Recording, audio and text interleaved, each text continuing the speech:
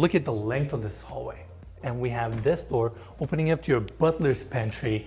You basically have a smaller second kitchen right behind the main one. Same cabinetry, same rose gold finish on the base. We have the pantry on the back side, espresso maker, sink, dishwasher. Again, complements the kitchen. Now coming back here, we have this door opening up to a powder room on this level.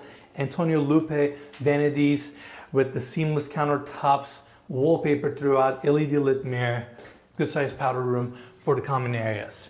Coming back here and continuing our tour on this hallway, we have this door opening up to the first bedroom suite on this level. King size bed on the left, room is very spacious.